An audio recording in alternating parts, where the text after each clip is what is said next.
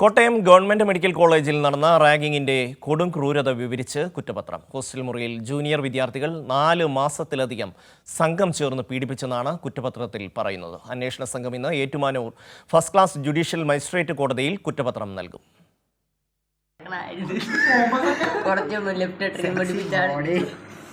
നേരത്തെ തലേന്ന സാധനം വീണേ 1 2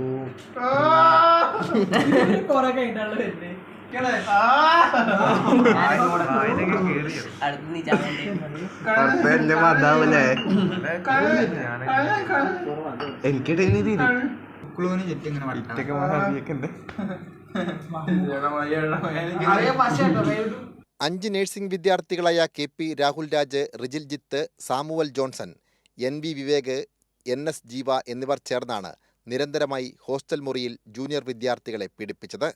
നിരന്തരം ലഹരി ഉപയോഗിക്കുന്ന പ്രതികൾ ജൂനിയർ വിദ്യാർത്ഥികളെ ഉപദ്രവിക്കുന്നതിൽ ആനന്ദം കണ്ടെത്തിയിരുന്നതായി പോലീസിന്റെ കുറ്റപത്രത്തിൽ പറയുന്നു.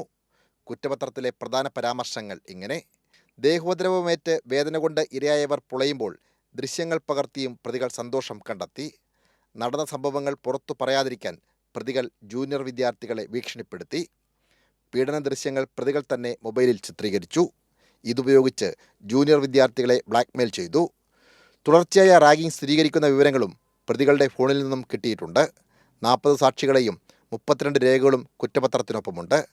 ഗാന്ധിനഗർ SHO TS ശ്രീജിത്തിന്റെ നേതൃത്വത്തിലുള്ള അന്വേഷണ സംഘം 45 ദിവസം കൊണ്ടാണ് അന്വേഷണം പൂർത്തിയാക്കി കുറ്റപത്രം സമർപ്പിക്കുന്നത്. നിലവിൽ പ്രതികളായ 5 പേരും ജയിലിലാണ്. സനോജ് സുരേന്ദ്രൻ, കൈരളി ന്യൂസ്, കോട്ടയം.